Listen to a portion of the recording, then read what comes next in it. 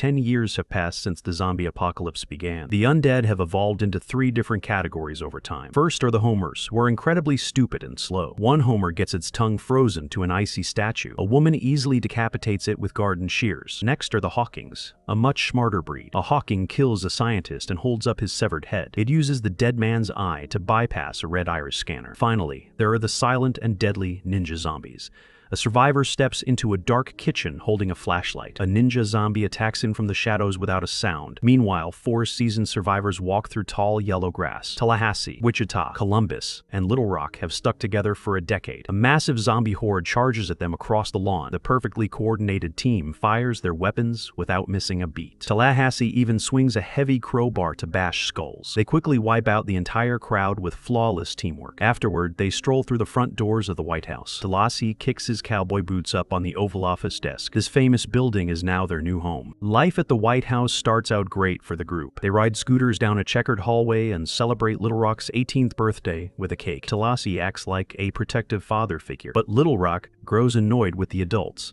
She desperately wants to find friends her own age and hates being called a little girl. Later, Tallahassee dresses up in a red Santa suit to celebrate Christmas early. He hands Little Rock a wooden box containing a silver gun that belonged to Elvis. Little Rock looks visibly disappointed because she is tired of always receiving weapons. That night, Columbus pulls out a velvet box and shows Wichita a large diamond ring. He immediately proposes, but Wichita instantly panics at the idea of getting married. She constantly worries that marriage always ends in a messy divorce. Columbus gently closes the box and gives her time to think. The next morning, Columbus walks downstairs in a white robe and discovers the girls are gone. The runaway sisters left the ring taped to a vague note. Wichita and Little Rock drive their modified car down the road. The sisters firmly agree not to get attached to anyone. The stranger suddenly appears walking on the dirt path ahead. Little Rock readies a massive gun mounted on the vehicle's roof. The target is just a peaceful young man named Berkeley. A month later, Columbus and Tallahassee explore a ruined mall. They slowly glide through the empty halls on black Segways. Columbus continually whines about his recent breakup with Wichita. Tallahassee mocks him and suggests hitting the road again. A zombie suddenly shatters a glass store window near them. Tallahassee tosses a bottle of alcohol and shoots it mid-air. The fiery explosion completely obliterates the charging creature. Columbus admits the combat move is visually impressive. However, a farmer with a green tractor earned Kill of the Year. That machine crushed a zombie into a bloody hay bale. Later, Columbus explores a messy candle store by himself. A sudden loud crash startles him among the shelves.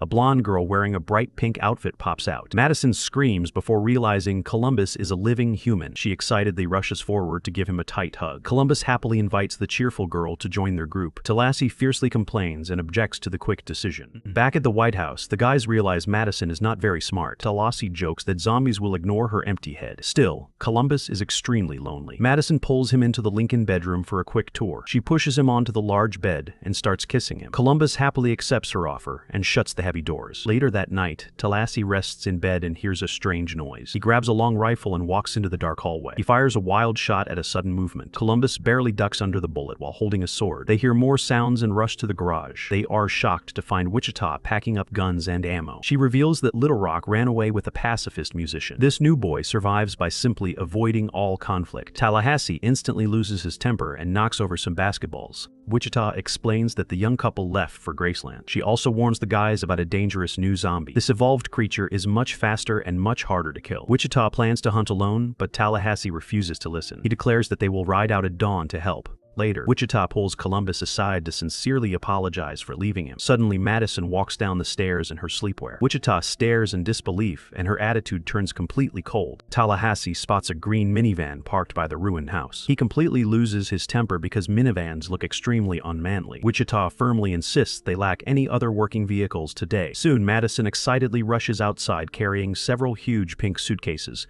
Tallahassee secretly tosses her heavy bags onto the empty street. He strictly enforces his survival rule to travel very light. Meanwhile, Little Rock stands bravely atop a moving armored limousine. She happily fires a massive machine gun at a truck. Little Rock casually confesses she has never tried marijuana before. Berkeley smiles widely and presents a massive bag of weed. Back in the minivan, Madison flashes a large sapphire ring. Wichita glares at the shiny jewelry, but acts completely unbothered. A tense conversation immediately begins between the two angry exes. Without warning, Tallahassee violently slams his foot on the brakes. Madison Madison flies forward and crashes between the front car seats. They stop on a highway overpass to scan the area. Tallahassee spots an intact luxury motorhome parked in the distance. He smiles approvingly, and the group agrees to swap vehicles. Columbus and Wichita argue about being soulmates while walking toward the RV. At the vehicle, Madison pulls the handle and triggers a loud alarm. The blaring noise quickly attracts a horde of running zombies. Columbus scrambles onto the RV roof to call out clock directions. Tallahassee and Wichita easily shoot the approaching zombies from below. Suddenly, Wichita's rifle jams as a zombie charges right at her. Madison steps in and blinds the creature with pink pepper spray. Wichita quickly fixes her weapon and shoots the blinded zombie. One clueless zombie simply ignores them and runs away entirely. Another zombie leaps onto the roof, but Columbus dodges it. The creature falls, and the others shoot it dead below. Finally, one incredibly tough zombie remains standing in the lot. Tallahassee shoots it, but the creature immediately gets back up. Columbus names the mutated monster a T-800 after the movie. Tallahassee fires multiple rounds, but the zombie keeps on coming. He finally knocks the creature down and crushes its head. Afterward, Tallahassee paints a large black 3 on the RV. The group climbs inside, and Tallahassee drives the vehicle forward. Suddenly, the heavy RV rolls over a hidden spike strip. The large tires instantly go flat with a loud hiss. Defeated, the group walks slowly back to the dented minivan. They pile inside and drive away in the old vehicle. The group shares trail mix while discussing Madison's strange ideas. Suddenly, Madison starts coughing hard. Her face turns pale and gets covered in sores. Tallahassee stops the car. Madison runs into the dark woods to puke. The trio argues about what to do. Columbus wants to help her, but the others disagree. Tallahassee hands Columbus a shotgun. Columbus enters the forest and finds an awful-looking Madison. She lunges at him, and he makes a tough choice. At the car, Wichita and Tallahassee hear a loud gunshot. The rest of the ride feels very tense. At night, they reach Graceland and discover the mansion is ruined. The disappointed trio keeps driving. Soon, they spot the Hound Dog Hotel and see Tallahassee's old car outside. They rush inside with their weapons ready. Wichita searches for Little Rock. Meanwhile, Tallahassee fanboys over the gold records. He puts on Elvis's purple suede shoes. Tallahassee then plays a tune on a white piano. Suddenly, a woman named Nevada kicks him to the floor. She points a large revolver at him. Wichita and Columbus burst in with their weapons drawn. They quickly ask Nevada where Little Rock went. Nevada says she left for a peaceful commune called Babylon. Zombies chase Berkeley's car toward this weaponless safe haven. Back at the hotel, Tallahassee and Nevada share a drink. She pours liquor from a dark bottle while they flirt. Tallahassee leaps up to perform an energetic Elvis impersonation. Later, Berkeley and Little Rock reach the gates of Babylon. A man takes their weapons to melt them in a fire pit. The commune feels safe behind walls and a tall tower. The next morning, Nevada wakes up in a pink bed. Tallahassee stands over her in a jeweled white Elvis suit. A loud horn suddenly blares from outside the hotel. They rush out to find a massive red monster truck. The truck has completely crushed Tallahassee's black limo. The driver steps out wearing a heavy bullet belt. Nevada recognizes him as her old friend Albuquerque. The two stubborn men aggressively argue with each other. Columbus and Wichita notice how identical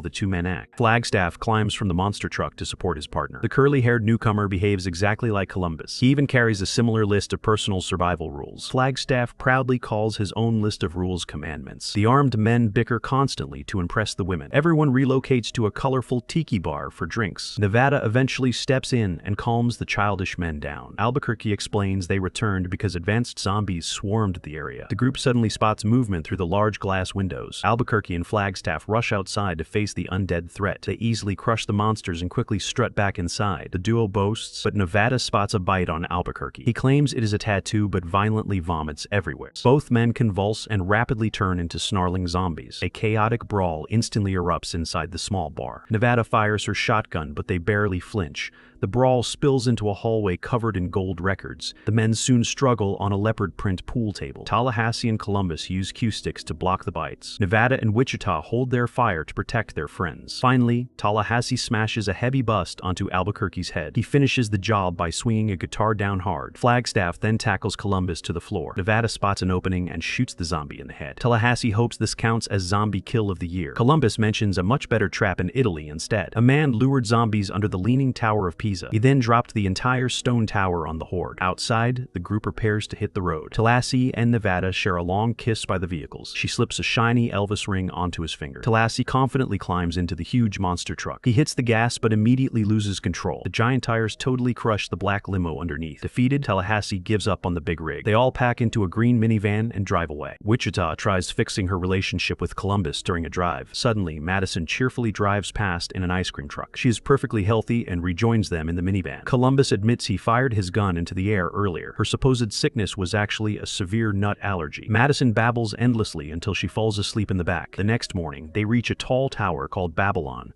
Tallahassee tosses a small explosive into their old minivan. A fiery blast erupts as he proudly opens his arms. A gatekeeper demands they surrender all their weapons. Tallahassee reluctantly complies to finally see Little Rock. The group enters the commune and happily hugs her. Little Rock sincerely apologizes for leaving without a warning. She warns that her armed friends will not fit in. This peaceful place completely clashes with their survival habits. Later, Tallahassee decides to travel west all alone. He shares a final embrace with Little Rock to say goodbye. Later that night, Tallahassee drives his truck down a dark road. He hits a zombie hard, but the creature stands back up. Tallahassee sees a massive monster horde running straight toward Babylon. He speeds back to the camp and shouts a warning. Berkeley ignores him, so Little Rock angrily dumps the musician. Tallahassee asks the crowd about their remaining weapon supply. A bearded man smiles and holds up a metal peace sign. The hippies really melted all their guns into useless jewelry. Tallahassee quickly draws a battle plan on a small whiteboard. The group will use the tower's biodiesel as a bomb. The team quickly trains the hippies to hold metal shields. They drop a painted wall and light fireworks as bait. The incredibly fast zombies violently charge into the open camp. The team uses torches to light a long fuel trail. The bright flames race directly toward a large painted tank. A massive explosion instantly destroys the first zombie wave. Suddenly, a giant second horde emerges from the thick smoke. The worried team grabs heavy shovels and smashes a few zombies. However, the relentless monster horde is simply far too large. Tallahassee pulls his exhausted friends into a tight circle. He announces to the group that this is the end. They hug each other tightly and share their final goodbyes. A loud horn suddenly blasts across the dark battlefield. A red monster truck flies over the painted barricade. Nevada drives aggressively to crush zombies under the huge tires. The truck spins rapidly in tight, smoky circles. Next, it speeds straight up a tall container wall. The vehicle flips upside down and crashes onto the horde. The survivors quickly crawl out of the damaged cab. They sprint frantically toward the main tower for safety. Madison and Berkeley drop a heavy object from a balcony. It crushes the zombies blocking the group's path below. The team rushes up a narrow metal staircase together. Nevada fires her handgun at a leaping attacker. Tallahassee grabs a fire axe and swings it wildly. The survivors finally step onto the open rooftop. Hippies hold up solar panels and fences as strong shields. This creates a narrow pathway to funnel the incoming horde. Tallahassee sprints alone down the middle as human bait. He leaps off the edge and grabs a crane hook. Zombies blindly rush over the roof to their deaths. Tallahassee hangs tightly from a red metal crane hook. Columbus excitedly declares this the zombie kill of the century. Two infected prisoners leap off and grab Tallahassee's boots. He slips and dangles upside down above the drop. His panicked friends helplessly throw random objects at the attackers. Little Rock steps forward and aims a silver handgun. She easily shoots both zombies to save him. She had kept his Christmas gift the entire time. The group forms a human chain to pull him up. Tallahassee climbs back safely and hugs Little Rock warmly. Wichita smiles and accepts Columbus's marriage proposal. He slides a massive diamond ring onto her finger. The newly engaged couple shares a deep kiss. Nevada and Tallahassee kiss right after them. Madison and Berkeley share a romantic embrace too. A chubby zombie wanders past and clumsily tumbles off. The friends celebrate victory under colorful, exploding fireworks. They leave together in a shiny pink Cadillac convertible. A flashback shows Bill Murray on day zero. He sits calmly at a Garfield press junket. A sick reporter violently throws up and turns into a zombie. A terrified assistant runs away from the bloody creature. Bill grabs a tan folding chair and crushes the zombie. He walks into the chaotic lobby with his chair. He never panics during the brutal mutant attacks. He casually beats multiple monsters with the chair and trays. Bill smoothly escapes and mutters that he hates Mondays.